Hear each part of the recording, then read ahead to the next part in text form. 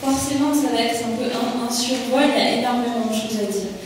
Alors, les couleurs, au Moyen-Âge, eh bien, on a une image du Moyen-Âge, nous, actuellement, qui est plutôt incolore, finalement, puisque dans ce qui nous reste, surtout pour les bâtiments, qui nous reste comme pour les cathédrales, eh bien, il manque tout ce qui est couleur. On a cette image incolore qui est due, entre autres, à la destruction du temps, mais aussi parfois au goût de nos contemporains, qui remontent un peu à la fin du XIXe siècle. Nos façades de cathédrales, elles sont toutes blanches, en tout cas couleur pierre, et ce n'était pas le cas à l'époque. On sait maintenant, grâce aux restaurations qui ont eu lieu, on a retrouvé des traces de peinture, et on avait au contraire ce que vous avez là, entre autres à Amiens, donc des façades éclatantes de couleurs qui peut-être nous choqueraient maintenant si on les voyait tout le temps comme ça. Mais vraiment, voilà, cette couleur, elle envahissait tout, au contraire au Moyen-Âge. Souvent, quand on pense couleur pour cette époque, on pense bien sûr aux vitraux et aux enluminures, aux fresques. Mais il ne faut pas oublier qu'on en avait partout ailleurs, c'est-à-dire qu'évidemment, les vêtements sont teints, et on sait aussi qu'on va teindre tout ce qui est cuir, et aussi parfois tout ce qui est même pelage d'animaux. On sait que les crinières de chevaux vont être teintes, parfois les chiens, les barbes aussi. Bref, on met de la couleur partout, et cette profusion de couleurs, elle est là surtout pour une chose au Moyen-Âge, c'est pour lutter contre la peur du noir, contre la peur des ténèbres. Cette peur du noir, elle remonte à la nuit des temps, on peut le dire comme ça, elle remonte évidemment à l'homme préhistorique, quand on n'a pas encore domestiqué le feu. Ce noir, évidemment, c'est tous les dangers, donc c'est la peur. Et cette couleur, cette lumière, elle va être là pour chasser ces fameuses ténèbres. On va essayer en tout cas.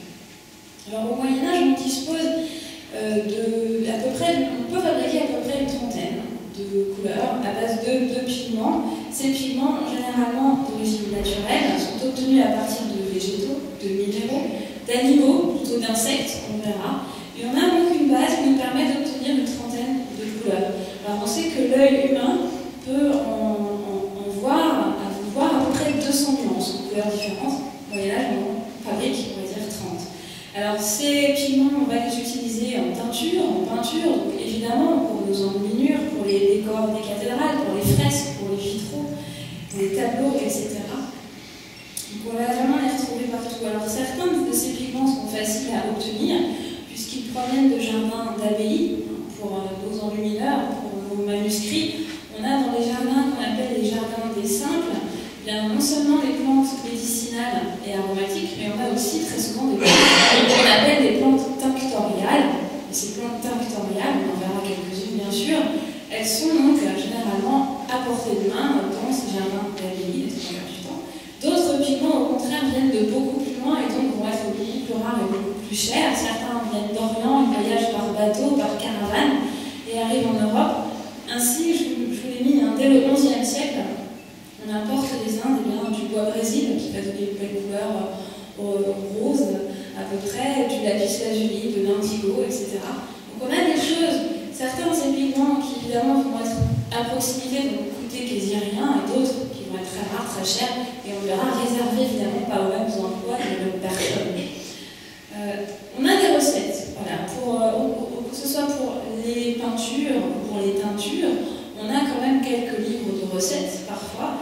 Alors, quasi comme des recettes de cuisine, la seule différence, c'est que les trois quarts du temps, dans ces livres, les proportions sont très imprécises, voilà, et les quantités.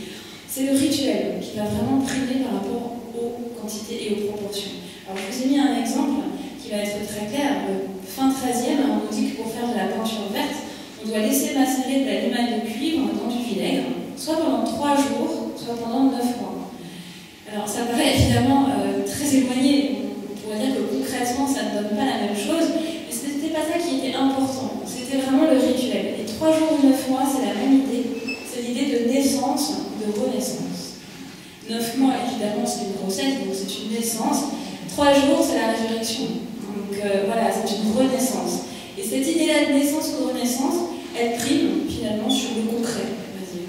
Alors, ces recettes, on sait aussi que notamment pour les peintures, pour les enlumineurs, on a des recettes qui sont différentes pour chaque enlumineur. On a vraiment des recettes quasi secrètes.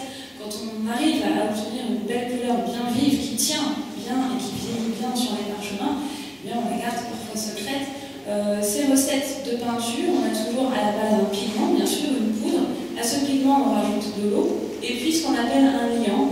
Et ce liant est très variable, hein. Ça peut être du jaune d'œuf, du blanc d'œuf, du vinaigre, du miel, de l'urine. On verra qu'on s'en sert beaucoup, l'urine à l'époque. On peut rajouter aussi dans ces fameuses recettes des choses assez dangereuses, parfois, puisqu'on, par exemple, pour faire une encre noire, on va rajouter parfois du vitriol. Donc on a comme ça des choses, on verra, assez étonnantes, voire assez dangereuses. Alors, les couleurs, elles sont le reflet de leur époque exactement comme maintenant. On pourrait dire que l'histoire des couleurs, elle remonte à la nuit des temps, et les expressions que nous connaissons encore, hein, la voix rouge, etc., bleu de peur, vert de peur, toutes ces expressions-là, elles viennent d'assez loin. Et il faut se souvenir que de l'Antiquité jusqu'au XIIe siècle, on a vraiment un système qui se base autour de trois couleurs.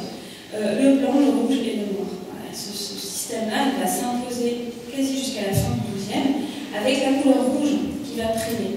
Alors pourquoi le rouge prime très vite? Eh bien, très logiquement d'abord parce que c'est ce qui tranche le plus dans la nature, c'est pour ça que je vous ai mis ce petit oiseau qui est très beau. On est fait dans une nature qui est quand même en grande majorité verte et marron. Le rouge, évidemment, il tranche. Et puis aussi, c'est le pigment qui va être le plus vite maîtrisé par les hommes préhistoriques, hein, dès moins 35 000 ans. L'ocre rouge est la garance, alors autant pour les peintures que pour les teintures des vêtements. Donc ce rouge va vraiment s'imposer, voilà, très rapidement.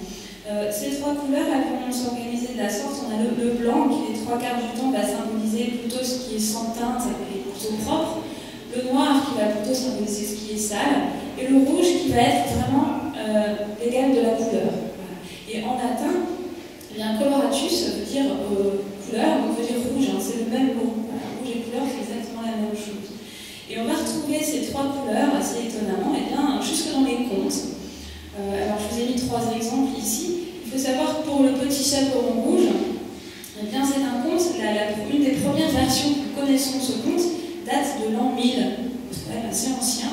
Et ces trois couleurs, eh bien, elles sont partout. Hein. On a un petit chaperon rouge avec un petit pot de beurre blanc et un loup noir. On a un corbeau et un renard, donc un corbeau noir, un fromage blanc et un renard roux, donc rouge. Même chose pour Blanche-Neige, hein. Voilà, elle est blanche, la pomme est rouge, la sorcière est noire. Et on s'aperçoit que ces trois couleurs, eh bien, voilà, elles axent vraiment tout pendant très longtemps. Et petit à petit, les choses ont évolué, notamment à partir de la fin du XIIe siècle. On a un nouveau système de couleurs qui s'organise autour cette fois des 6 couleurs de base. En effet, ça va être relié, on en reparlera, à ce qu'on appelle la révolution bleue. Cette révolution bleue, elle est liée énormément au culte de la Vierge. On a à cette époque-là un culte qui se développe, peut-être en partie aussi dû d'ailleurs à un homme, vous avez probablement déjà entendu parler ici, c'est Saint Bernard, Bernard de Clairvaux, qui est le cistercien le plus important du XIIe. Et Saint Bernard, il insistait vraiment sur ce culte de la Vierge Marie, pour lui c'était important. Comme c'est une époque d'essor cistercienne, bien voilà, ce culte se développe et va être associé au bleu. Pourquoi? Parce que la Vierge, eh bien, on dit qu'elle habite au ciel, le ciel des bleus. On va associer voilà, cette couleur à la Vierge. Et puis on a également à cette époque-là eh l'apparition des noms de famille, du XIIIe, et des blasons.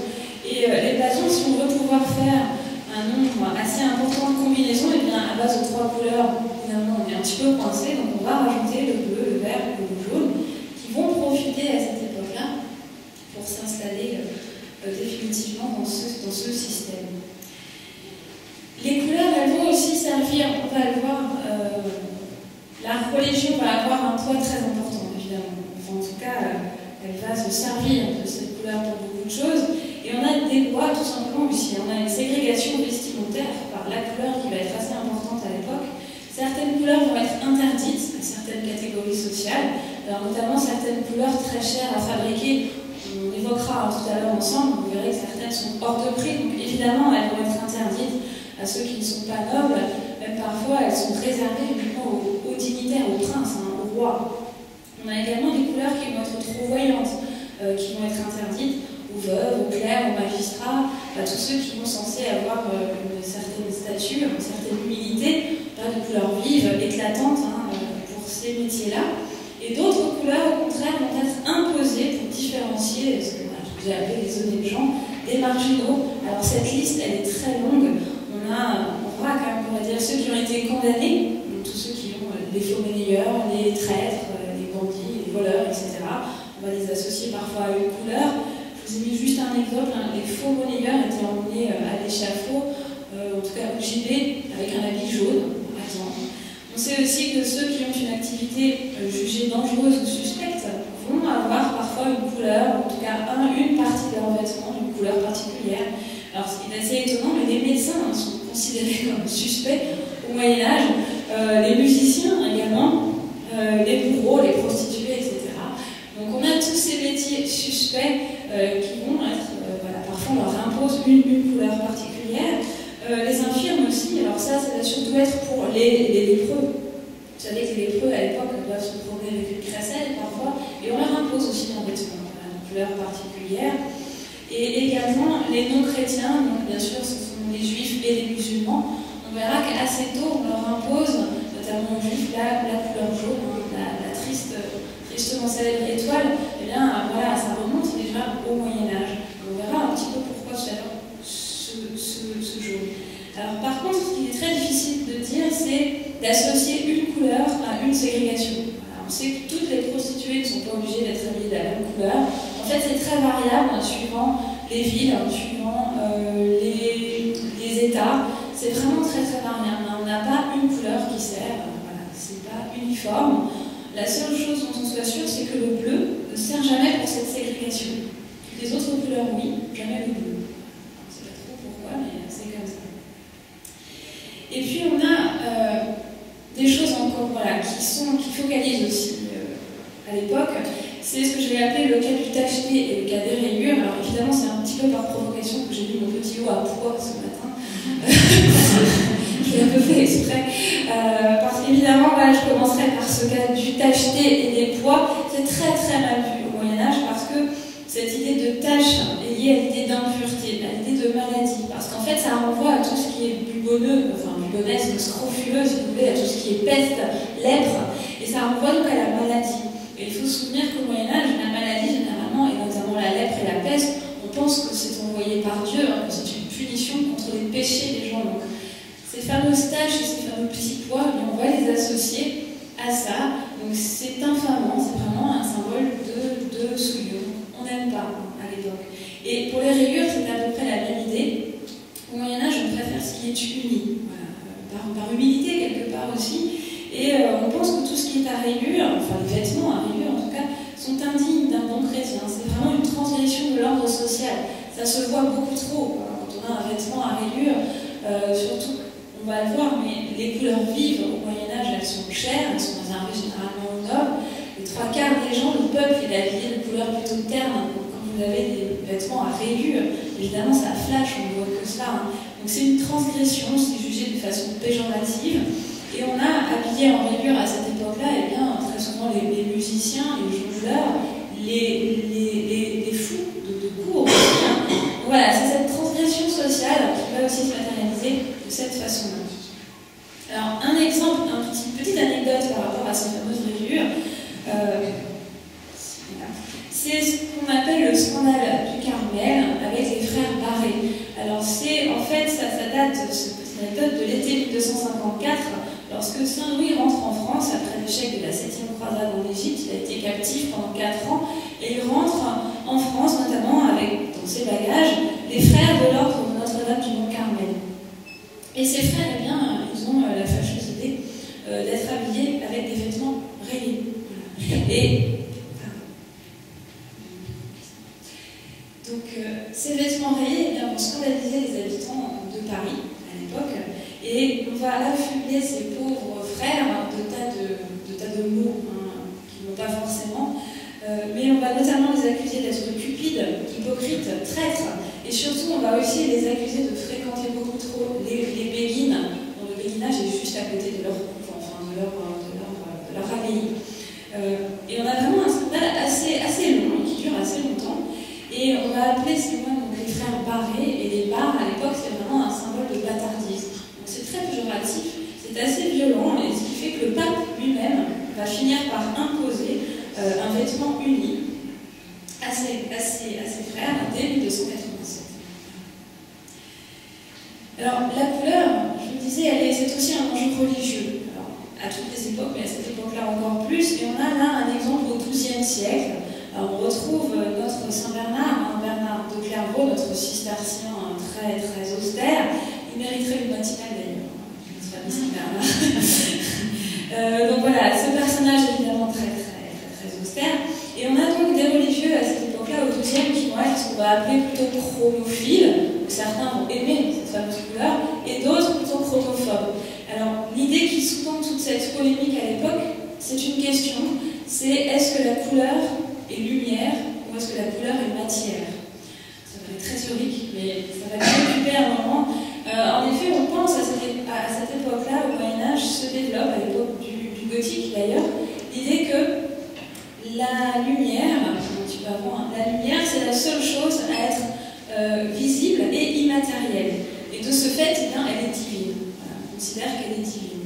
Alors, on a des religieux comme l'abbé de Saint-Denis suggère qui va considérer que la couleur, elle est lumière. Donc, si la couleur est lumière, la lumière étant divine, la couleur, elle est divine également. Donc, suggère, et la plupart des religieux d'ailleurs vont avoir cette idée-là que la couleur est lumière et qu'elle est là pour chasser ces fameux ténèbres dont on parlait tout à l'heure. Donc cette couleur, tous ces décors colorés, ces vitraux et autres, ils vont servir à vénérer Dieu et à chasser les fameuses ténèbres. Donc on va en mettre le plus possible. Et Saint-Denis, à cette époque-là, suggère faire reconstruire la l'abbatiale de Saint-Denis en 1130-1140. Et c'est un hymne à cette couleur, évidemment, c'est des vitraux partout. Voilà. Et on a à l'opposé notre Saint Bernard, qui lui considère la couleur comme matière. Et si c'est de la matière, dit-il, eh bien c'est vil, c'est même inutile. Pour lui, c'est quelque chose qui va servir à cacher, à tromper. Et en fait, il rapproche le mot color, coloratus, du verbe célare, cacher. Étymologiquement aussi. Hein. Donc, pour lui, c'est vraiment un artifice, quelque chose qui est rajouté par l'homme dans les églises, en tout cas, et dont on n'a pas besoin. Donc on a ces deux conceptions de la couleur comme lumière ou comme matière qui va évidemment séparer. Alors, c'est pour ça qu'on retrouve dans notre abbaye, entre autres, chez les cisterciens, à cause de Saint Bernard, une absence de couleur totale, pas de vitraux, couleur en grisaille, pas de décor. Et il faut être honnête, même au sein des cisterciens, Saint Bernard est quasi le seul à être aussi chromophobe. Il va quand même très loin. Les autres cisterciens n'y sont pas à ce point-là. Voilà, c'est quasi le seul à son époque. Alors, autre petit exemple de cette bagarre parfois au niveau de la couleur entre les religieux, on sait que, et c'est encore notre ami Saint Bernard, pendant une vingtaine d'années, par courrier interposé, eh bien, il va se bagarrer gentiment, mais quand même assez violemment par lettre, avec Pierre le Vénérable, qui est abbé, lui, de Cluny. Vous savez que Cluny est quand même évidemment l'opposé total de nos fameux cisterciens. Et on a ces deux hommes qui ont la mage, qui se connaissent très bien, qui se respectent énormément, mais qui n'ont pas les mêmes points de vue. Et on a des lettres assez étonnantes. Et on va se bagarrer, ils vont se bagarrer pour savoir quelle est la bonne couleur pour les tuniques des moines. Alors pour Pierre le Vénérable, eh bien, il n'aime pas que les cisterciens se pavanent en blanc, dit-il, parce que pour lui, le blanc est la couleur de la fête, c'est une couleur orgueilleuse. Voilà, et que les cisterciens aient choisi d'être les seuls habillés en blanc, alors que tous les autres moines sont en noir, pour lui, ça relève de l'orgueil. Alors que pour Saint Bernard, au contraire, eh bien, le noir est la couleur pour lui du diable, de l'enfer. C'est quelque chose qu'il n'aime pas, et le blanc, au contraire, la couleur de la pureté, de l'innocence. Et on a voilà, ces deux abbés qui, pendant 20 ans, ont échangé des lettres. À ce moment-là, il y a peut-être plus important, mais en tout cas, voilà, on sait que ça va les occuper épistolairement pendant un bon moment entre ces moines noirs, bénédictins, et ces moines blancs cisterciens. Alors, quand on parle de couleur au Moyen-Âge, évidemment, on pense aux enluminures et aux vitraux, mais on ne peut pas ne pas parler de la teinture, puisque l'industrie drapière, à cette époque, est la principale industrie du Moyen-Âge. Donc, la teinture, elle va de pair. Et les teinturiers, comme tous les métiers au Moyen-Âge, sont des métiers fortement cloisonnés. On distingue entre autres deux corporations pour ces teinturiers. On a des teinturiers de grand teint, donc, qui vont travailler sur, évidemment, la qualité bien supérieure. On a des étoffes, évidemment meilleures, on a des colorants, bien meilleurs également, et on va obtenir des couleurs vives, généralement assez chères, qui vont être réservées aux riches les 3/4 du temps, et puis au contraire des teinturiers de petit teint, qui vont là donner sur des qualités moindres de tissus et de colorants, qui vont donner des couleurs plus ternes et qui tiennent mal, et réservées plutôt pour le peuple. Et juste petite anecdote note que je vous ai rajoutée en bas, hein, dans la Rome antique, les teinturiers étaient regroupés sous le nom d'infectors, ce qui rend-il long, évidemment, par rapport aux odeurs que dégage leur art. On verra que vu les ingrédients utilisés dans ces fameuses teintures, c'est un peu normal. Donc on a déjà ces deux corporations, donc on a une distinction, et puis on a aussi des teinturiers finalement pour chaque couleur et pour chaque matière. En effet, au Moyen-Âge, on ne mélange pas. Non seulement on ne mélange pas le grand teint et le petit teint, mais en plus on ne mélange pas les matières. Un teinturier de couleur rouge ne fera pas de la teinture bleue, etc. De même que lorsqu'on travaille sur la laine, on ne travaillera pas sur la soie. On a vraiment une partition comme ça, et ça vient encore une fois de la Bible. Hein. Je vous dis, la religion, elle est constante, elle est partout, elle imprègne tout à cette époque-là, et c'est dans la Bible que le 19e chapitre du Lévitique interdit les mélanges qui sont considérés comme diaboliques. En effet, mélanger est considéré comme une opération infernale, on enfreint l'ordre des choses voulues par Dieu. Donc, et pour notre histoire de teinture, c'est exactement ça. En effet, lorsque vous trempez une étoffe dans une cuve, elle ressent d'une autre couleur. Donc, ce qui se passe dans cette cuve, c'est de l'ordre de la métamorphose. Donc, qui dit métamorphose, bien dit magie, plus ou moins. Et qui dit magie, emmène gentiment du côté du diable. Donc, évidemment, on fait attention. Et nos teinturiers, comme les médecins dont je parlais tout à l'heure, ils font partie de ces fameux métiers suspects aussi, évidemment. Alors pour fixer ces fameuses couleurs sur les étoffes, il faut très souvent préalablement tremper les étoffes dans un bain avec un mordant. Ce mordant, les 3 quarts du temps, c'est de l'alun. Donc l'alun, c'est un sel. Ça coûtait assez cher, hein, donc il fallait généralement le faire venir d'assez loin, de 2 kilos, appelé de la graisse. Donc cet alun va servir plutôt pour les teinturiers du grand teint, bien sûr. Et pour les teinturiers de petit teint, c'est plutôt la cendre, l'urine, le vinaigre, etc. Sachez tout de même que pour l'urine, préconisait généralement à l'époque l'urine d'un homme ivre ayant bu du vin corsé. Logiquement, c'est la meilleure pour la teinture en tout cas. Évidemment, jamais d'urine de femme, forcément, surtout pas.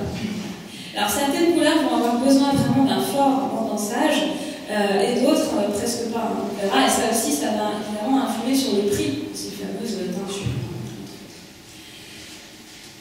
Alors, je vais à présent évoquer ces fameuses 6 couleurs principales. Donc, à chaque fois, j'essaierai de voir avec vous la symbolique associée à chacune de ces fameuses couleurs, et puis quelques possibilités pour fabriquer ces couleurs. Évidemment, je ne peux pas toutes, mais je peux les dire, je focaliserai sur certaines. Et on commence bien sûr par la couleur primordiale jusqu'au XIIe siècle. Hein, c'est le rouge, on l'a vu tout à l'heure. C'est la couleur qui va s'imposer. Dès l'Antiquité, elle est associée évidemment au prestige, au pouvoir, et notamment au pouvoir religieux et militaire. À Rome, hein, tous les hommes de pouvoir ont une tunique rouge, voire plus que rouge, on verra avec le pourpre, hein, cette fameuse couleur pourpre. Et puis si ce rouge s'est imposé, c'est également parce qu'on a 2 éléments omniprésents dans la vie qui sont rouges, c'est le feu et le sang. Et vous verrez qu'à chaque fois, pour quasi toutes ces couleurs, sauf le jaune à peu près, eh bien, on a toujours un côté positif et un côté négatif. À chaque fois, on n'a pas une couleur qui est que négative ou que positive. Au niveau de la symbolique, ça s'équilibre. Et pour le feu, pour le rouge, c'est exactement la même chose. On a pour le côté feu, eh bien, la vie, évidemment, avec la résurrection. Le feu, évidemment, c'est la chaleur, donc c'est la vie, déjà à la base. Le phénix aussi, hein, qui est un oiseau rouge, normalement, et qui relève de ses cendres, c'est la résurrection. On a le côté mort pour ce feu, qui est lui symbolisé par l'enfer, les flammes, le diable, hein, c'est rouge. Souvenez-vous aussi que les rouquins, tout ce qui est rouquin au Moyen-Âge, évidemment, c'est diabolique, hein, voilà, on n'aime pas trop, on fait attention. Et puis le côté sang, même chose, positif et négatif, puisque on a le sang versé par le Christ, positif évidemment qui va laver les péchés de l'humanité, et le sang au contraire voilà, du péché, justement, des crimes, etc. À chaque fois, on a ces 2 côtés positifs et négatifs. Donc le rouge va vraiment être cette couleur prestigieuse, au moins jusqu'au XIIe siècle. D'ailleurs, une belle couleur au Moyen-Âge, généralement, c'est une couleur rouge. Voilà. Quand on dit c'est beau, au Moyen-Âge, vous pouvez être sûr que c'est rouge, les 3 quarts du temps, parce que les teintures, les peintures rouges sont celles qu'on arrive le mieux à faire à l'époque. Hein. Ce sont les plus belles. Et d'ailleurs, les robes de mariée vont être rouges jusqu'au XIXe siècle, hein, presque. Et on a le rouge aussi qui va s'affirmer petit à petit, le rouge de l'interdit, le rouge du danger.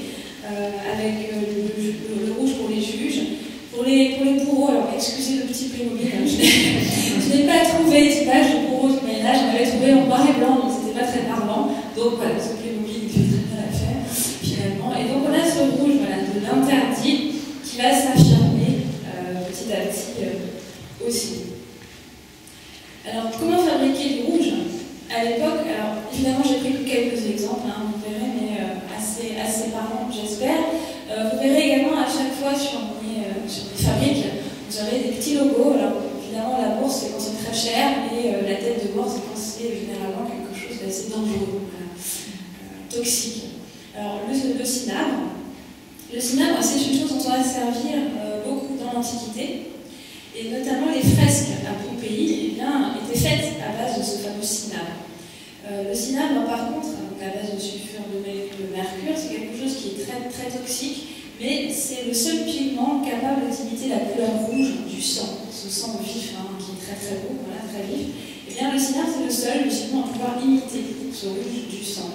Mais comme il est très dur à obtenir, ce pigment, on a aussi pas mal de trafic dans l'Antiquité pour l'obtenir, on va essayer de trouver un autre moyen d'imiter ce cinabre et le sang, et on va se servir du minium.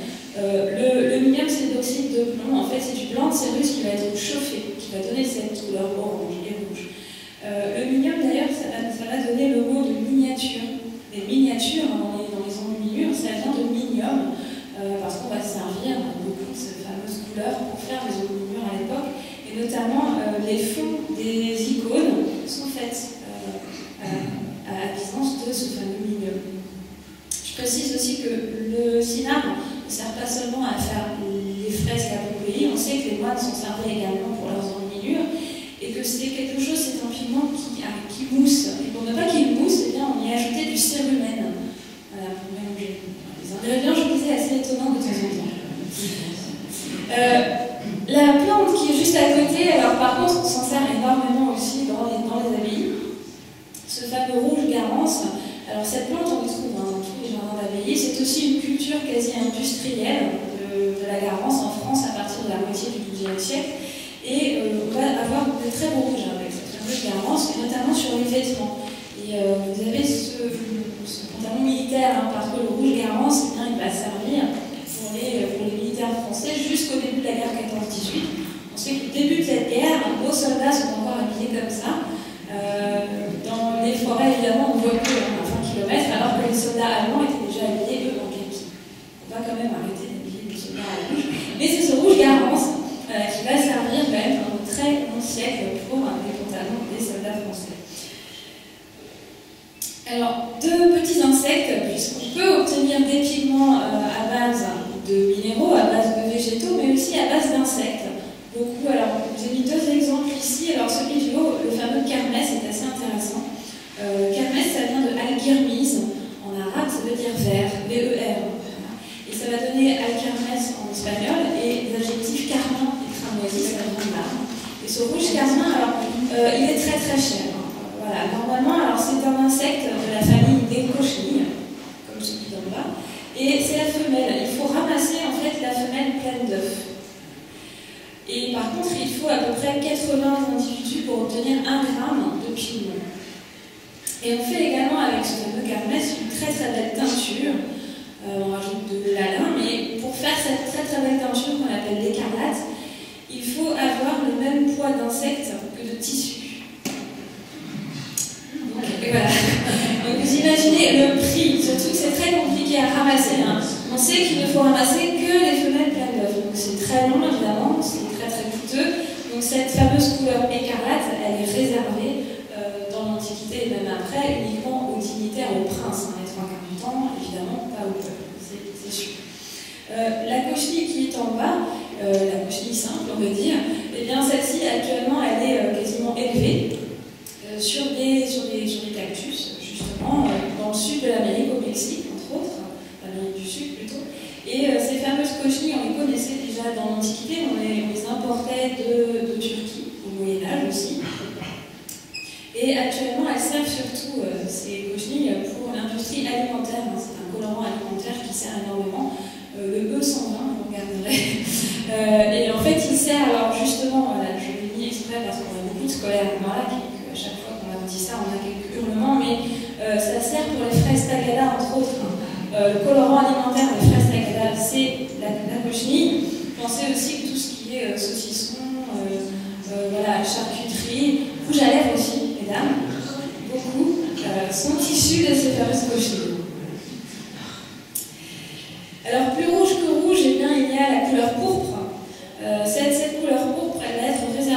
dès l'Antiquité généralement à l'empereur ou au chef de guerre. On a même certains empereurs romains qui vont s'en réserver vraiment l'exclusivité par des lois, notamment Néron. Néron va imposer par une loi, voilà, le port de la pourpre sera uniquement réservé à l'empereur. Et je vous ai mis Caligula. Alors vous savez peut-être que Caligula est quand même un empereur assez fou, pour être honnête. Voilà. Mais on sait qu'il a fait assassiner le roi de Mauritanie parce que celui-ci a eu l'audace de se présenter devant lui avec un manteau de pourpre plus beau que le sien.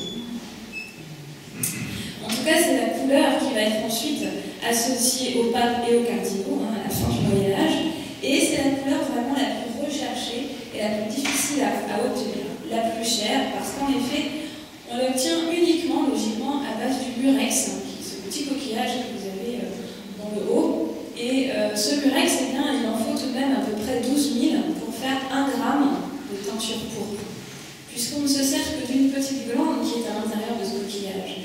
Et ce coquillage, on sait qu'il vivait, qu'il poussait, si on veut, qu'il vivait en tout cas uniquement en Méditerranée. On avait 2 gisements importants, au large de l'Égypte, au large de la Palestine.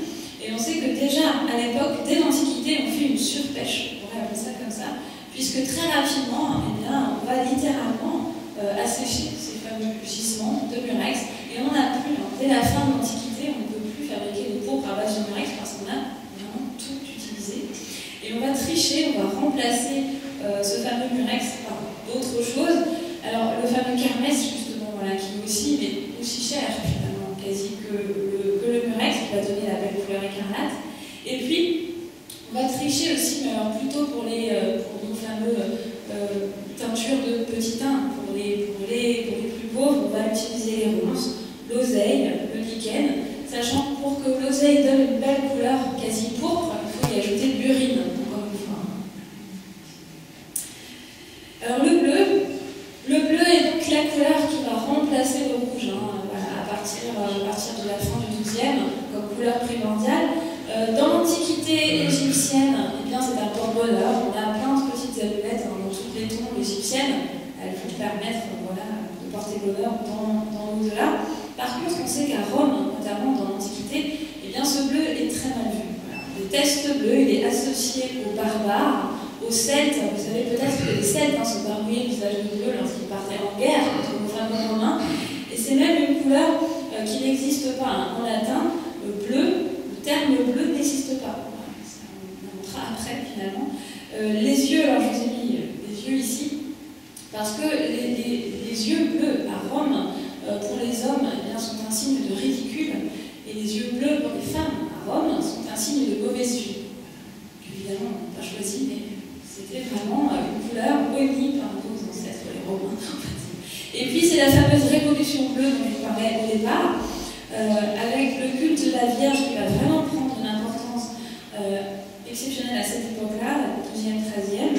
Et pourquoi le bleu? Eh bien parce que je vous disais, on pense que la Vierge habite le ciel. Le ciel, logiquement, il est bleu, donc on va associer, voilà, on va généralement, à partir de cette époque, la vêtir dans les enluminures, sur les tableaux, sur les fresques, en bleu. Et ce bleu divinisé va se diffuser peu à peu dans toute la société, jusqu'au roi de France. Philippe Auguste va être le premier, d'ailleurs, un des premiers en tout cas, à l'adopter pour ses habits et pour son blason, le fameux lys d'or sur fond bleu, le fameux bleu roi d'ailleurs, ça vient de cette époque-là, c'est quand le bleu divinisé va devenir un symbole de richesse et de noblesse. Voilà, pour la France, ça va être ça, ce fameux bleu. Et puis, Dieu étant devenu un Dieu de lumière, on est à l'époque du gothique, eh bien cette lumière elle va devenir bleue, et notamment par les vitraux de Chartres, entre autres, on a ce fameux bleu de Chartres. Vous habitez aussi peut-être pour certains Bourges, en tout cas on n'est pas très loin, donc voilà, les vitraux du cœur aussi de la cathédrale ont un bleu quand même assez particulier, très très beau. Là on retrouve rouge et bleu, ces deux couleurs, dans nos fameux vitraux, c'est aussi ces couleurs phares qui vont être très très importantes. Alors le bleu il se fabrique évidemment aussi d'énormément de façons différentes. J'en ai choisi 3 uniquement. Le lapis lazuli, qui est une pierre qui vient évidemment très loin, qu'on doit importer, qui coûte cher, mais par contre qui donne un très très beau bleu, notamment pour les enluminures. Et on sait que le bleu au Moyen-Âge, pour les enluminures, c'est le lapis lazuli. Par contre, pour tout ce qui est teinture, on va se servir plutôt du pastel et de la gaine. Alors, c'est ce qu'on appelle aussi d'ailleurs l'or bleu. également, comme la Garance tout à l'heure, c'est une culture quasi industrielle à partir du XIIIe siècle. Et on a deux régions en France qui vont se spécialiser, une dans la région d'Amiens, et puis en bas, on a ce qu'on appelle le triangle d'or entre Toulouse, Carcassonne et Albi. C'est ce qu'on appelle aussi parfois le pays de cocagne. Parce qu'on va voir que les coques sont là pour cette fabrication du pastel.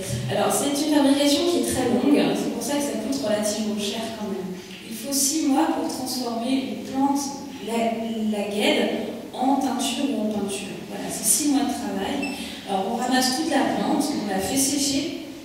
Une fois qu'elle est sèche, voilà, on fait ensuite macérer cette plante pour obtenir une pâte. On fait macérer au moins 2 ou 3 semaines, on obtient une pâte à donner justement pastel. Voilà, ça vient de là. Ensuite, cette pâte, eh bien, on va la façonner en boules, on appelle des coques. Ces coques, elles font à peu près 300 grammes. Et tout pays de cocagne, voilà, à cause des coques. Ces coques, on va parfois les laisser sécher encore, on les laisse sécher pendant 2 ou 3 semaines, et parfois en haut de mât. Les fameux mâts de cocagne aussi. Voilà, comme c'est vraiment très. C'est l'or bleu, on appelle vraiment ça l'or bleu. Donc c'est précieux, on va faire sécher ces coques en hauteur pour pas qu'on les vole, tout simplement. En haut de mât, parfois. Et puis, une fois que ces coques sont sèches, on va à nouveau les écraser, les pulvériser, et on va les mettre dans une cuve avec de l'eau, avec de la chaux et de l'urine, encore une fois. Et là, on va remuer ce liquide qui devient visqueux et assez nauséabond pendant 4 mois. Voilà. Et on sait que ça sent très très mauvais, tellement mauvais que la reine, que je vous ai mis tout en haut, c'est Élisabeth Ier d'Angleterre, la reine vierge, et au XVIe siècle, elle va tout simplement interdire qu'une fabrique de pastels s'établisse à moins de 13 km de ses résidences royales. Pour vous dire les odeurs qui se dégagent. Alors, petit à petit, on mélange cette fameuse cuve en 4 mois, et petit à petit, des granulés se forment, et c'est ces granulés, ces grumeaux, si vous voulez, qui va donner ce qu'on appelle l'agrana, et ça, c'est notre pigment. Enfin, notre pigment de pastel, voilà. Alors ensuite, si on veut...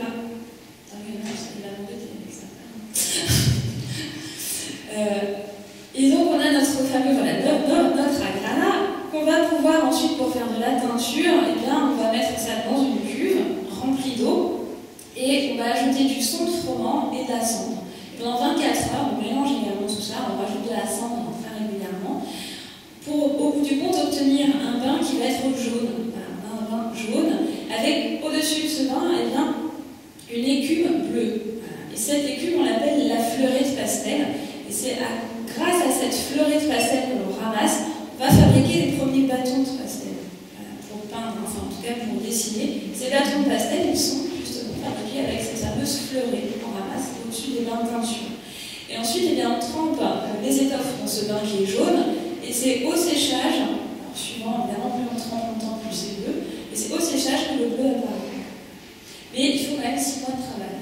Donc ça coûte cher, c'est très long.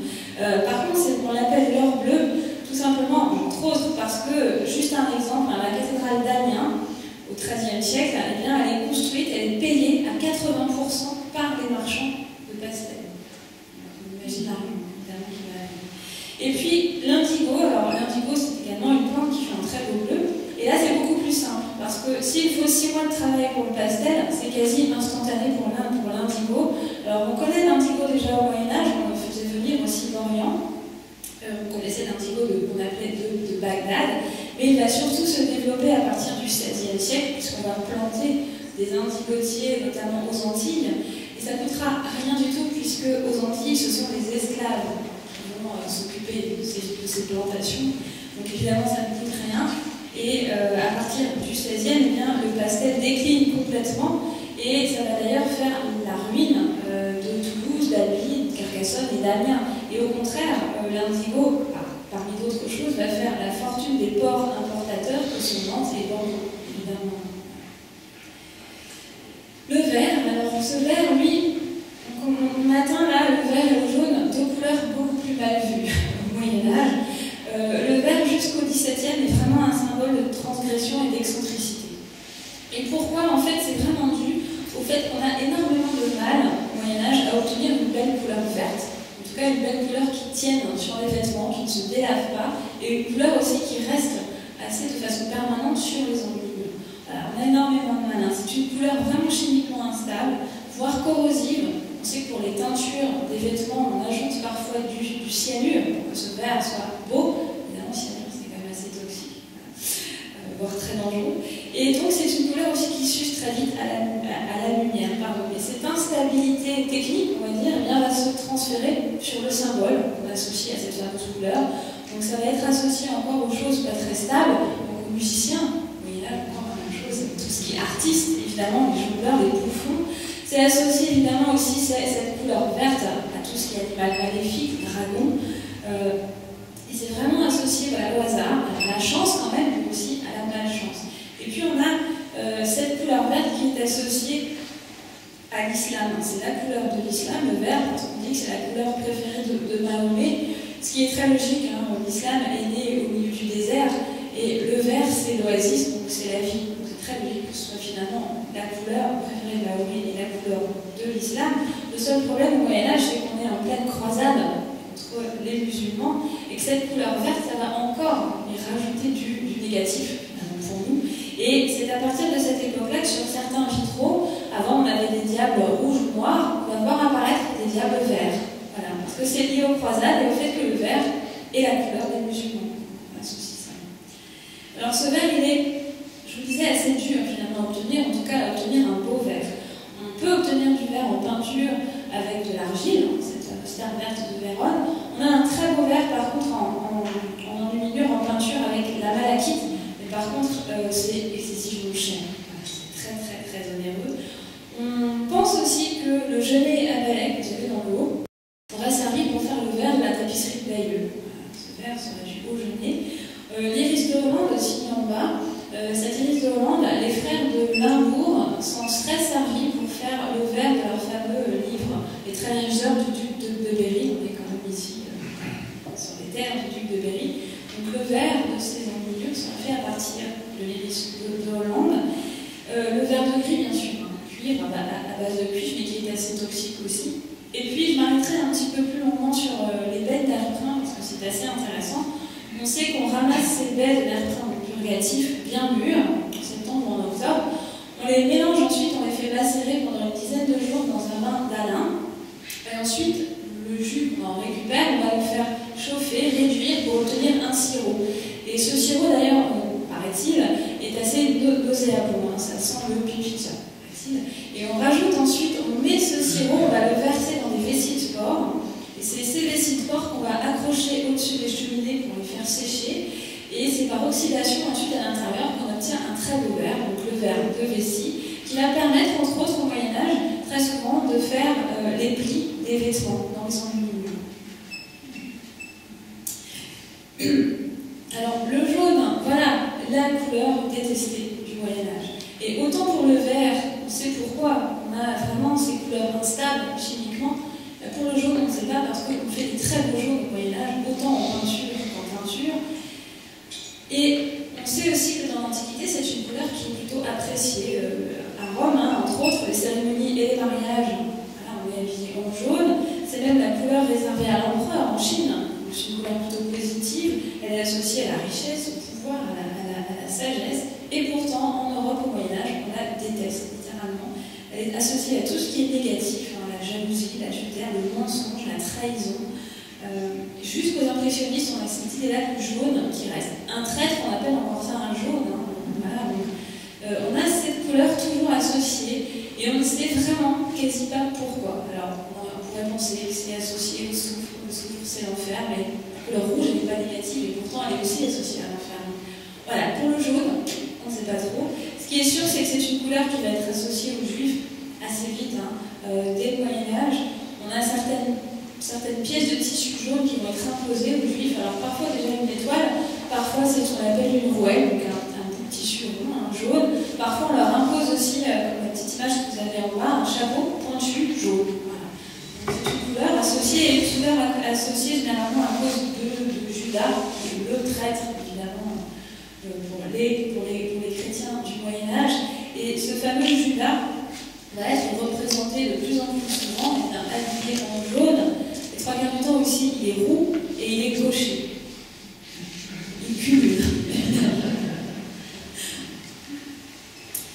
Alors c'est finalement plutôt l'or qui a pris tout le côté positif du jaune. Voilà. Le jaune, il va être vraiment réservé à tout ce qui est tristesse, maladie, déclin, alors que l'or va prendre tout le côté positif du jaune, c'est-à-dire le soleil, l'énergie, la lumière, la chaleur et la vie. Et les auréoles des saints, dans les enluminures, elles sont généralement faites à la feuille d'or, hein, elles sont enluminées à la feuille d'or pour être mises en valeur. Donc c'est cet or qui va voler tout le côté positif du jaune, et le jaune ne lui reste plus que le déclin et la tristesse. Alors je vous disais, c'est très facile de fabriquer du jaune à l'époque. On a notamment le réséda des teinturiers, qu'on appelle aussi la gaude, qui donne un très beau jaune en enluminure. Ça aussi, on en avait dans tous les jardins d'abbaye, hein, les 3/4 du temps, sous la main. Le safran, qui va donner une très belle couleur jaune ou orange. Alors le safran, bah, c'est exactement comme maintenant, bien sûr, c'est l'épice la plus chère au monde. Et les moines, on sait, on ne se sert que des pistils hein, de la plante, bien sûr, et il faut à peu près compter 80 fleurs pour obtenir 1 gramme d'épices ou de pigments. Et les moines, eh bien, s'en servaient parfois mélangés avec du jaune d'œuf, ça permettait d'imiter l'or, notamment pour les fameuses auréoles des saints. Quand on n'avait pas de feuilles d'or, on pouvait les faire grâce à ce mélange de safran et de jaune d'œuf. On pouvait aussi faire ces fameuses auréoles dorées grâce à l'or piment.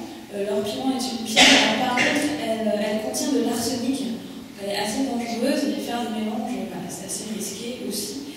Et puis on se sert entre autres pour les teintures de la laine, des gelées, des teinturiers, qui est par contre alors, très simple d'utilisation, ça ne coûte quasi rien. Il suffit de tremper votre étoffe dans un bain de gelée teinturier, ça ressort bien jaune. Enfin, pour la laine, apparemment c'est une des teintures les plus faciles à obtenir et les moins onéreuses à l'époque.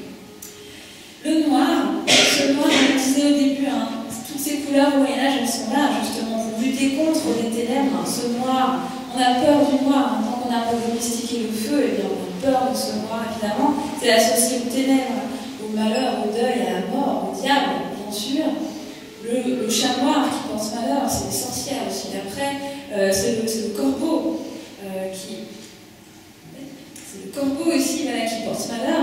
Et justement, je vais m'arrêter un petit peu plus sur ce fameux corbeau et sur Noé, et l'arche de Noé.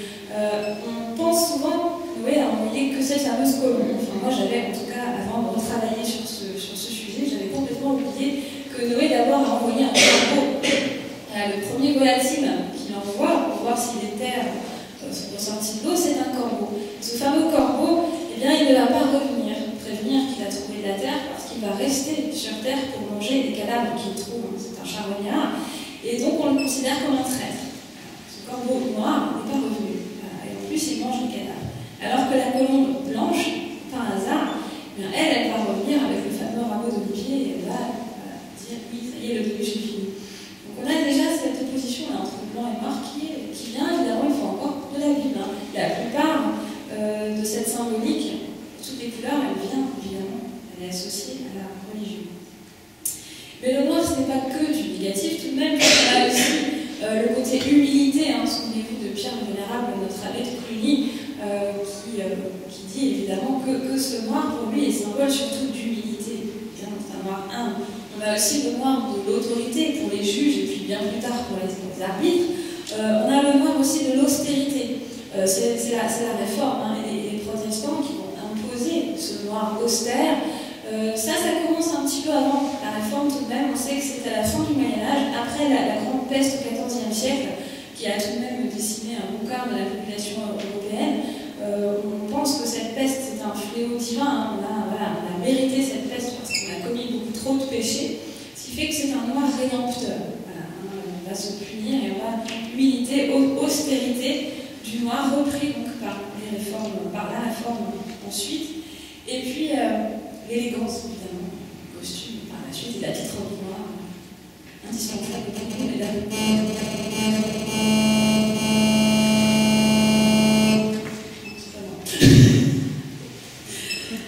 Alors, on fabrique le noir avec pas mal de choses, notamment évidemment tout ce qui est à base de calcination. Hein, donc le noir de charbon, les calcinations d'os d'animaux, le charbon de sel de vigne aussi, qui fait ce qu'on appelait dans l'Antiquité le nigrum optimum, donc le meilleur des noirs, très très beau. Et puis le noir d'ivoire, bien sûr, mais là le noir d'ivoire pour ces moines, à l'époque c'était hors de prix. Hein. Si on s'arrête en tout cas dans le mineur des abbayes, c'est évidemment hors de prix, mais c'est un très beau noir. On va se servir surtout pour l'encre noire des manuscrits et pour les teintures aussi, de la noix de Galles. Donc, la noix de Galles, eh bien, c'est encore une fois un petit insecte, hein, c'est une petite mouche assez libre qui va pondre sur les feuilles de chêne. Il va se développer ces fameuses noix qui sont des larves en fait, qui se développent.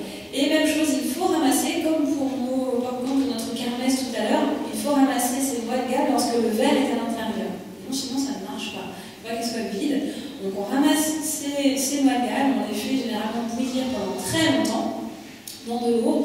On rajoute à ce bain très souvent du sulfate de fer et puis parfois du vitriol pour obtenir une encre noire qui est, paraît-il, en tout cas, la meilleure des encres pour les parchemins. Celle qui tient le mieux et notamment au niveau du temps, hein, qui va pouvoir traverser les siècles sans aucun problème. Et au niveau de la teinture pour les vêtements, c'est la même chose. Et grâce à ce fameux noix de Galles, on va obtenir les plus belles teintures noires. Parce qu'avant, on a du mal à obtenir des belles teintures noires, hein, trois quarts du temps. Même maintenant d'ailleurs, ça tire parfois sur le marron, ça se décolore très très vite. Alors le blanc, opposé du noir dans les trois quarts du temps, bien sûr, ce blanc va être plutôt symbole de pureté et d'innocence. C'est la couleur choisie par les cisterciens, vous les avez ici. C'est la couleur des robes de mariée aussi, depuis le 19e siècle, c'est la chasteté, la virginité. Le drapeau blanc aussi, hein, de la paix et de la trêve. Ce drapeau blanc, on s'en sert pour la première fois au moment des guerres de 100 ans. C'est à cette époque-là qu'on va s'en servir. Et puis, la même chose, mon petit fantôme, il ne devait pas bouger, finalement, il bouge. Voilà, c'est vraiment un peu plus vivant. Donc, on a cet aspect négatif lié plutôt au cadavre, au linceul quand même, et au fantôme. Voilà. Et puis, un petit crochet quand même hors du Moyen-Âge, 17e, 18e, pour ce blanc qui va être un enjeu social. Alors, je vous ai mis une belle dame du XVIIIe siècle. En effet, les aristocrates, les nobles à l'époque, se doivent d'avoir la peau la plus blanche possible. Parce que qui est bronzé à l'époque, eh bien, ce sont les paysans, évidemment. Donc, pour prouver votre noblesse, vous devez avoir le teint le plus blanc possible. Et les femmes et les hommes nobles à l'époque, eh bien, se mettent de la crème sur le visage, cette crème à base de blanc de plomb, de céruse, voilà, qui leur fait la peau très très blanche. D'ailleurs, parfois, en plus, on peint les veines ensuite en bleu, hein, le fameux sang bleu des aristocrates, c'est ça. Et ce blanc de céruse, eh bien, c'est très très dangereux. Et ce qui fait que ce que vous avez là, c'est une image de propagande finalement du XVIIe, XVIIIe siècle, parce qu'en réalité, le blanc de céruse, eh bien, il empoisonne littéralement les gens qui s'enfardent. Et ce qui fait qu'on sait que ces gens, eh bien, perdent leurs dents, perdent leurs cheveux, donc ce sont des jolies perruques, vous avez des choses beaucoup agréable. Et on sait que justement ces femmes avaient souvent des éventails. C'est pas toujours parce qu'elles ont chaud, hein, c'est parce que lorsqu'elles sourient, il leur manque la moitié des dents. C'est beaucoup moins glamour que ce qu'on voit évidemment sur les images et sur les films actuellement. Parenthèse. Et puis sinon, eh bien, ce blanc évidemment est aussi associé à la vieillesse et à la sagesse également. Et petit clin d'œil aussi à l'actualité, en tout cas petit clin d'œil à maintenant. Jusque dans les films actuels, pour ceux qui les ont vus ou lus, eh bien, on a Gandalf le Blanc dans le Seigneur des Anneaux et on a pour Harry Potter bien Dumbledore qui a sa grande barbe blanche de sagesse aussi. Voilà. Et puis au Moyen-Âge, comme d'ailleurs quasi jusqu'au début du XXe siècle, hein, tout ce qui touche au corps, tout ce qui touche à l'hygiène doit être blanc. On n'imaginait pas il y a encore très peu de temps une baignoire autre que blanche, mais un frigo autre que blanc. Hein. C'est vraiment associé à la propreté et à l'hygiène.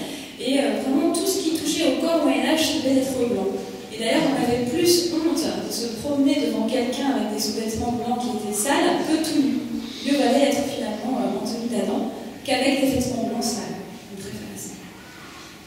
Alors ce blanc, il se fabrique avec aussi plusieurs choses assez faciles à trouver, la craie, le blanc chaud, l'argile blanche, le kaolin, notre fameux blanc de plomb, la céruse, très très toxique, mais qui par contre, pour les enluminures, donne un blanc qui est très vif et qui est très très beau.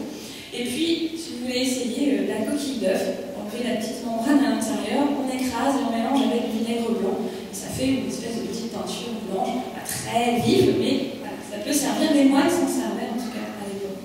Et puis pour terminer, eh bien, peut-être vous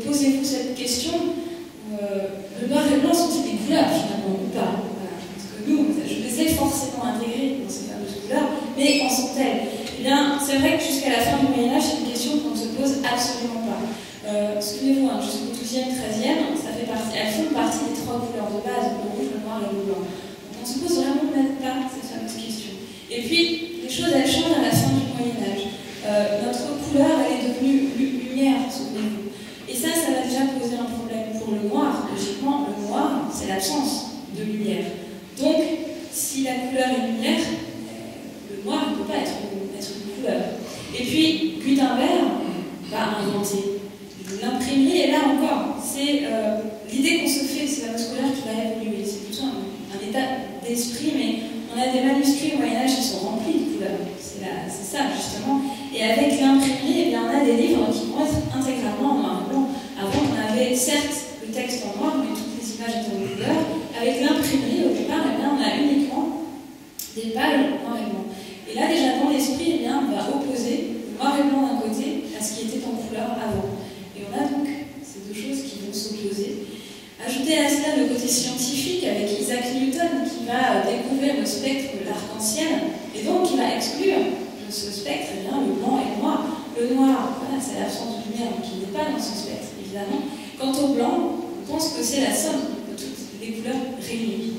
Ce qui fait que, voilà. Et on a l'invention évidemment de la photographie et du cinéma qui vont accentuer ça, puisqu'au départ, c'est uniquement du noir et blanc. Donc on a encore là, dans l'idée, ce noir et blanc qui va s'opposer à ce qui est en couleur.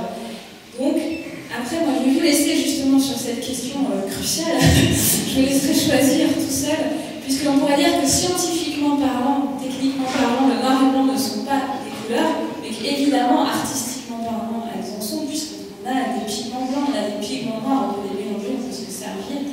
Donc, voilà, je vais vous laisser choisir tranquillement sur cette question. Et puis, je vous remercie de votre attention et vous souhaiter la